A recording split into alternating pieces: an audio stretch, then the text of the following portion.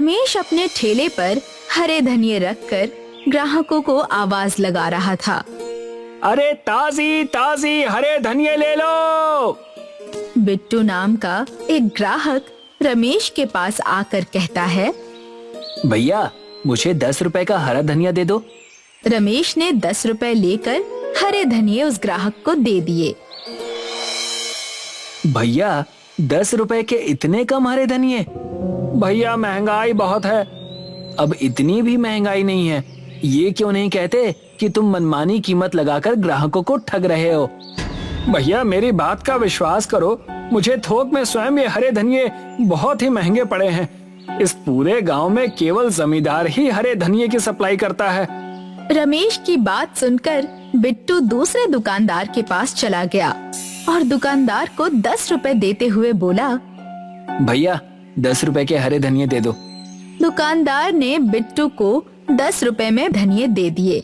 बिट्टू वो हरे धनिये लेकर रमेश के पास आकर कहता है, तुमने 10 रुपए के मुझे थोड़े से हरे धनिये पकड़ा दिए और उस दुकानदार ने मुझे 10 रुपए के इतने ढेर सारे धनिये दिए। लाओ मेरे पैसे वापस करो, मुझे तुम्हारे हरे धनिये नहीं खरीदने।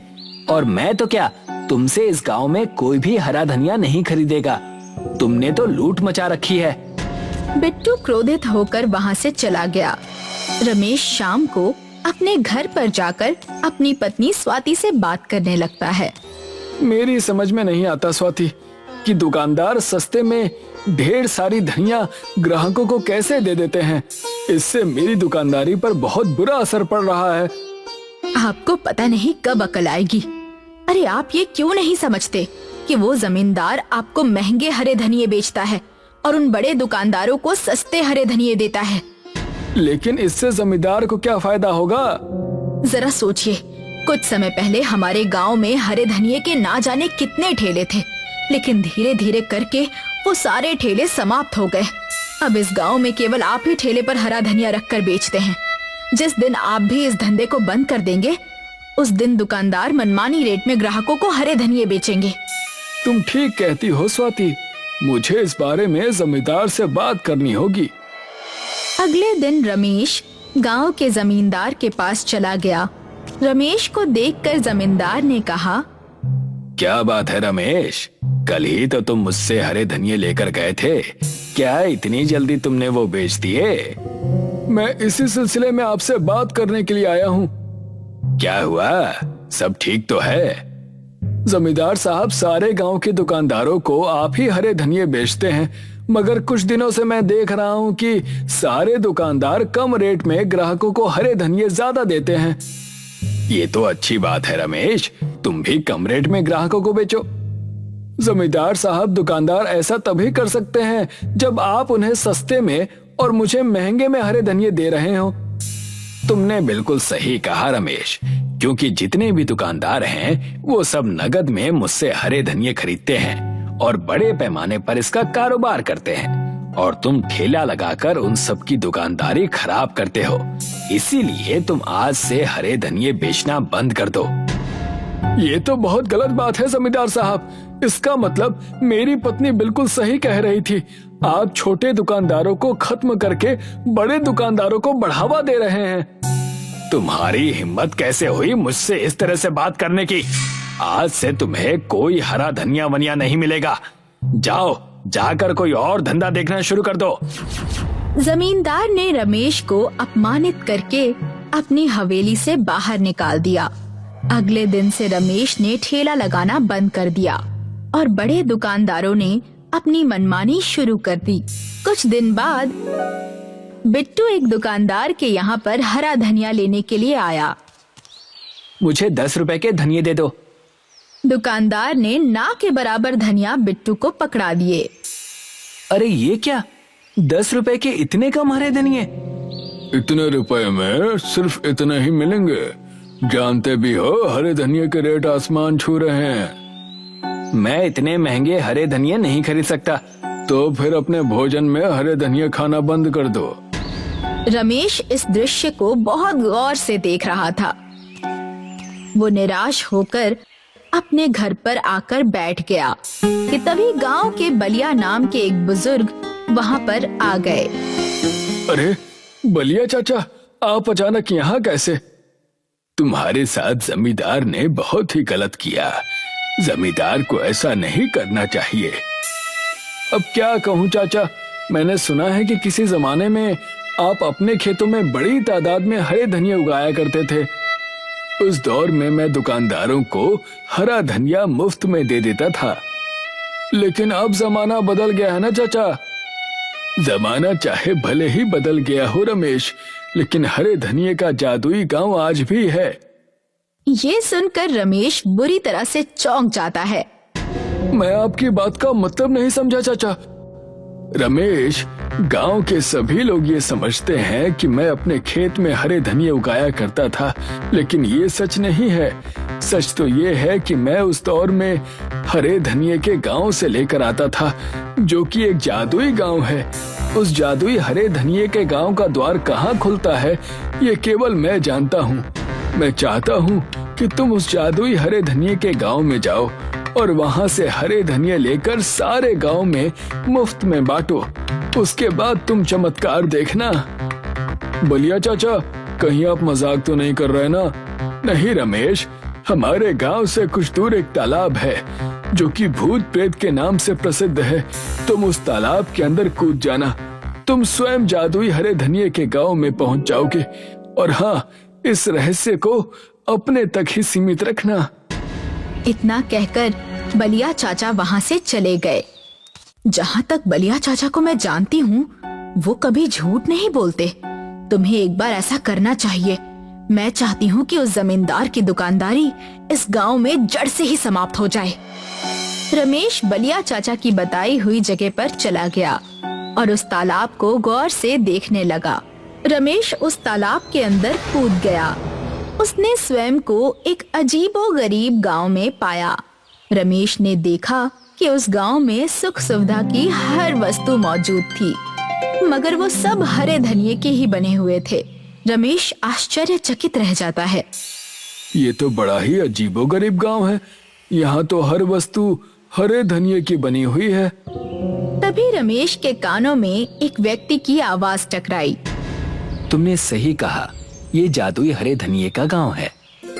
रमेश ने देखा कि वो व्यक्ति साइकिल पर बैठा हुआ था और उसे देखकर मुस्कुरा रहा था। मैं यहाँ से हरे धनिये ले जाना चाहता हूँ।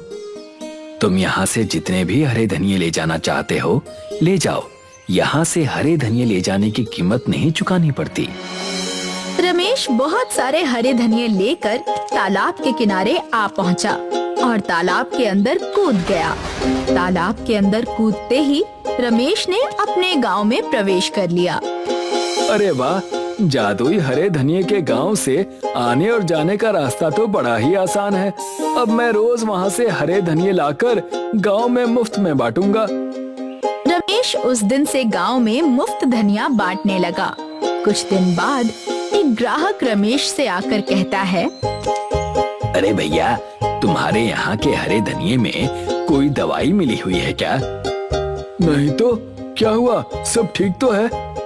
मेरी पत्नी के पेट में बहुत दर्द रहता था, लेकिन जब से उसने तुम्हारे हरे धनिये को भोजन में डालना शुरू किया, तब से वो बिल्कुल ठीक है।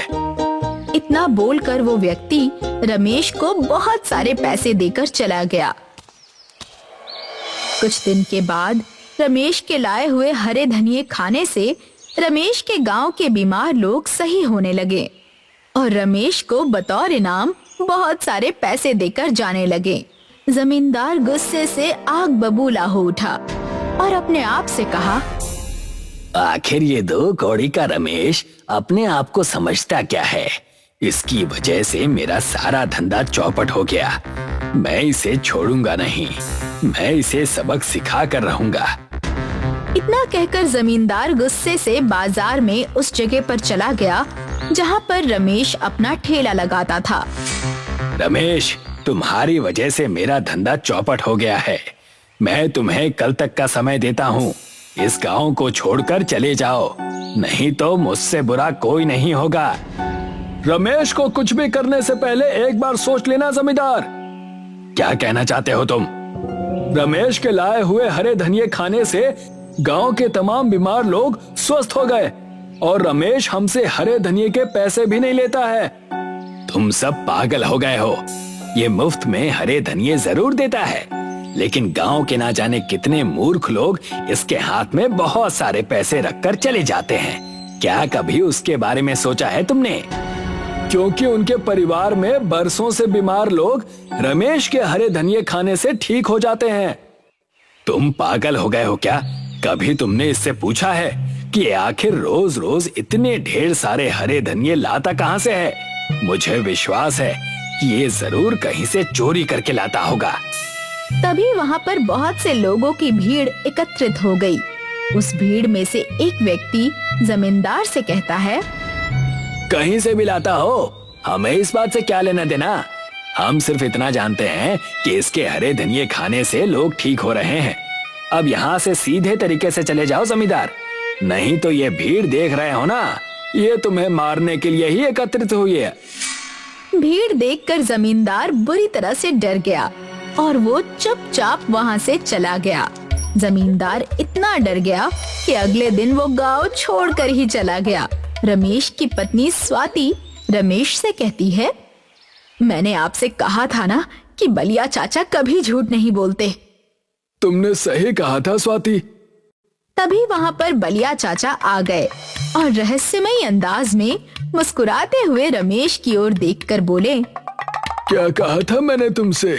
उस जादुई हरे धनिये के गांव से हरे धनिये लाने के बाद उसका चमत्कार देखना। बलिया चाचा की बात सुनकर रमेश और उसकी पत्नी दोनों हंसने लगते हैं।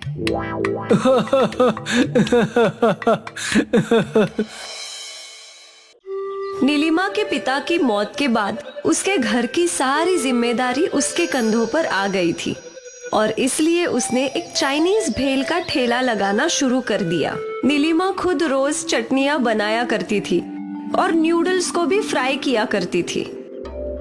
शाम के ठीक 5 बजे वो अपना ठेला खोला करती थी। दीदी, मुझे एक चाइनीज भेल दे दो। मुझे भी। मुझे 2 भेल पार्सल चाहिए। नीलिमा के ठेले पे आते ही ग्राहकों की भीड़ लग जाया करती थी। नीलिमा एक एक करके सारे ग्राहकों को चाइनीज भेल दिया करती थी। दीदी, बहुत टेस्टी हैं। मजा आ गया। कल हम वापस आएंगे। हाँ हाँ, बिल्कुल आना। नीलिमा की होममेड चटनी और नूडल्स का टेस्ट दूसरी दुकानों से अलग था और वही उसके ग्राहकों को पसंद आता था। कुछ ही घंटों में नीलिमा का सारा सामान खत्म हो जाया करता था। फिर वो घर लौट आती। ये लो माँ, आज की कमाई। वाह, आज तो तुमने 600 रुपए कमाए हैं। हाँ, आज चटनी और नूडल्स ज्यादा बनाए थे। अच्छा है, कल से ऐसे ही ज्यादा बनाना। ठीक है माँ। नीलिमा चाहे जितना भी ज्यादा सामान बनाए, उसका ठेला खुलते ही सब कुछ धड़ाधड़ खत्म हो जाया करता था। एक दिन नीलिमा अपने घर पे बैठकर सोच रही थी कि उससे क्या करना चाहिए। माँ, जितनी भी ज्यादा चटनी बनाओ या जितनी भी ज्यादा नूडल्स फ्राई करूँ, सब खत्म हो जाते हैं। ये तो अच्छी बात है ना बेटा। वो तो है, पर कुछ ग्राहकों को हमेशा खाली हाथ लौटना पड़ता है। वो तो है ही, अब क्या कर सकते हैं? मेरे पास एक आइडिया है। अच्छा, और वो क्या है? दीदी, आप रेडीमेड नूडल्स और चटनी भी खरीद लिया करो। बीच बीच में अपनी चटनी के साथ वो भी मिक्स कर दोगी तो किसी को पता नहीं चलेगा। ऐसे कैसे पता नहीं चलेगा? अरे माँ, दीदी के नूडल्स के बीच में अगर रेडीमेड नूडल्स हो तो कैसे कोई बता सकता है कि कौन सा दीदी का है और कौन सा रेडीमेड? वैसे बात में तो दम है, पर फिलहाल मैं ये नहीं करूँगी। फिलहाल मैं और भी ज्यादा नूडल्स बनाऊंगी। हाँ, यही सही है नीलिमा। अगले दिन से नीलिमा ने पहले से दुगनी शेजवान चटनी बनाई और पहले से दुगने नूडल्स फ्राई किए। उम्मीद है अब सबको मिलेगा। सारा सामान लेकर नीलिमा अपने ठेले पर गई और इस दिन नीलिमा के ठेले पे एक फेमस फूड ब्लॉगर आई। हम आए हैं दीदी की चाइनीज भेल खाने। सुना है बहुत टेस्टी है, देखते हैं। वाह, ये तो लाजवाब है। आप सभी को नीलिमा दीदी की चाइनीज भेल टेस्ट करनी चाहिए। इस फूड ब्लॉगर का वीडियो वायरल हो गया और हर कोई जो वीडियो देखता वो नीलिमा के ठेले पर पहुंच जाता। अब नीलिमा को वापस नूडल्स और चटनी कम पड़ने लगी थी। एक चाइनीज भेल दे दो दीदी। भैया सब कुछ खत्म हो गया है, आप कल आ जाइए। नीलिमा को कस्टमर को खाली हाथ वापस भेजना अच्छा नहीं लग रहा था। उस रात जब वो घर लौटी, माँ, उस वायरल वीडियो की वजह से ग्राहक और भी बढ़ गए हैं। बहुत अच्छा है बेटा। वो तो है, पर आज भी सब कुछ खत्म हो गया। मुझे कस्टमर को खाली हाथ वापस भेजना पड़ा। अरे दीदी, आपको बोल तो रही हूँ, मेरा आइडिया यूज करो। हाँ हाँ, वही सोच रही हूँ, कल बाजार से सब ले आऊंगी। ये हुई ना बात। अगली सुबह नीलिमा बाजार से शेजवान चटनी का कैन और नूडल्स के बड़े बड़े पैकेट ले आई। फिर नीलिमा ने अपने रोज की चटनी बनाई और साथ ही नूडल्स भी फ्राई किए। ये सारी चीजें लेकर वो अपने ठेले पर गई। रोज की तरह नीलिमा के ठेले खोलते ही ग्राहक जमा हो गए। मुझे 2 चाइनीज भेल पार्सल। मुझे भी एक, मुझे भी एक। नीलिमा का हाथ चलता ही रहा। धीरे धीरे डिब्बे में चटनी कम होती जा रही थी। लगता है मुझे वो बाजार वाली चटनी भी मिला देनी चाहिए और नूडल्स भी। फिर नीलिमा ने अपनी चटनी में बाहर वाली चटनी मिला दी और फ्राइड नूडल्स में बाजार वाले फ्राइड नूडल्स मिला दिए। मुझे 2 चाइनीज भेल चाहिए। हाँ हाँ, दे रही हूँ। नीलिमा पहले की तरह सारे ग्राहकों को चाइनीज भेल बना बना कर खिला रही थी।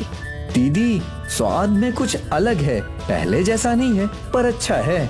नीलिमा खुश थी कि उसके ग्राहकों को बाजार वाले सामान का स्वाद भी पसंद था। फिर क्या था, हर दिन नीलिमा बाजार के शेजवान चटनी और नूडल्स को अपने बनाए हुए सामान में मिला देती थी।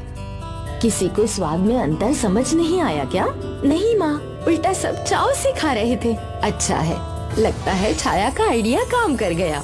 माँ खुश थी कि नीलिमा की मेहनत कम हो गई थी। धीरे धीरे नीलिमा बहुत कम सामान बनाती थी और ज्यादा से ज्यादा सामान बाहर से खरीदती थी, लेकिन अब भी उसके ठेले पे भीड़ थी। फिर एक दिन नीलिमा के ठेले के बगल में अशोक ने चाइनीज का ठेला खोला। वो शेजवान चटनी और नूडल्स सब बाजार से लाता था। नीलिमा के कस्टमर्स ने अशोक की चाइनीज भेल भी चखी। ये तो बिल्कुल नीलिमा दीदी की तरह है। क्या सच में? एक एक करके सारे कस्टमर्स ने अशोक की भेल चखी और उन्हें वो भी अच्छी लगी। अशोक बड़ा ही शातिर था। वो कस्टमर्स को अपनी तरफ खींचना चाहता था, तो उसने चाइनीज भेल का दाम 10 रुपए से घटाकर 8 रुपए कर दिया। अरे वाह, बस 8 रुपए में? सही है। वैसे भी दोनों के स्वाद एक जैसे ही हैं। वो भी है। और कम दाम होने की वजह से अशोक के ठेले पे कस्टमर्स की भीड़ लग गई और देखते ही देखते नीलिमा का ठेला खाली था। आज पहली बार नीलिमा का सामान खत्म नहीं हुआ था। वो मायूस होकर घर लौटी। क्या हुआ? अशोक ने मेरे बगल में चाइनीज भेल का ठेला खोल रखा है और दाम 8 रुपए कर दिए। अब मेरे पास कोई नहीं आ रहा। तो दीदी, आप भी दाम घटा दो। पर उससे मुनाफा कम नहीं होगा। कोई बात नहीं, पर कम से कम सब बिकेगा। हाँ। अगले दिन नीलिमा ने नया बोर्ड लगाया। उसने चाइनीज भेल का दाम 7 रुपए कर दिया। 7 रुपए का बोर्ड देखकर कस्टमर्स नीलिमा के ठेले की ओर गए। अब तो कुछ करना ही पड़ेगा। अशोक ने अपना दाम घटाकर 5 रुपए कर दिया है। 5 रुपए में चाइनीज भेल? अब तो मैं 2 खाऊंगा। और एक बार फिर सारी भीड़ अशोक के ठेले की ओर मुड़ गई। नीलिमा ने अपना सिर पकड़ लिया। उसे समझ ही नहीं आ रहा था कि वो क्या करे। कई घंटों तक वही बैठने के बाद नीलिमा घर लौटी। मेरा आइडिया काम किया ना दीदी? नहीं, अशोक ने दाम 5 रुपए कर दिए। अभी भी सारा सामान वापस आया। मैं 5 रुपए से नीचे दाम नहीं घटा सकती। तो अब क्या करे? मुझे तेरी सुननी ही नहीं चाहिए थी। मेरा चाइनीज भेल का ठेला अच्छा भला चल रहा था। जहाँ मैंने लालच के चक्कर में बाजार से सामान लाया, वही मेरा डूबना शुरू हो गया। मुझे लालची नहीं बनना चाहिए था। लेकिन अब तू क्या करेगी? वापस वही जो पहले करती थी। खुद चटनी और नूडल्स बनाकर चाइनीज भेल बनाऊंगी, पूरी ईमानदारी से। अगले दिन नीलिमा ने शेजवान चटनी और नूडल्स बनाना शुरू कर दिया और फिर शाम को वो अपने ठेले पर पहुंची। नीलिमा ने बोर्ड चेंज किया और 10 रुपए लगा दिया। और उसके ऊपर लिख दिया होममेड। कुछ देर तक नीलिमा के ठेले पर कस्टमर्स नहीं थे, पर फिर एक औरत आई। आपकी चाइनीज भेल महंगी क्यों है दीदी? मेरी चटनी और नूडल्स होममेड है। ऐसा स्वाद आपको मार्केट के नूडल्स और चटनी में नहीं मिलेगा। एक चाइनीज भेल दीजिए ना। हाँ। नीलिमा ने उस औरत को चाइनीज भेल दिया। वाह, बहुत अच्छी है। आज तक ऐसी चाइनीज भेल नहीं खाई। धीरे धीरे नीलिमा के रेगुलर कस्टमर्स ने चाइनीज भेल चखी ये तो एकदम पुरानी वाली है, मजा आ गया। और फिर क्या था, सारे कस्टमर्स नीलिमा के चाइनीज भेल के ठेले पर लौट आए। अशोक के ठेले पर दाम कम था, पर कोई वहाँ भटकता भी नहीं था। अशोक सोचता रहा कि वो क्या कर सकता है, पर नीलिमा के ओरिजिनल चाइनीज भेल का तो तोड़ ही नहीं था। एक बार फिर नीलिमा का व्यापार बढ़ा। वो खुश थी और फिर कभी भी उसने अपने व्यापार में लालच को आने नहीं दिया।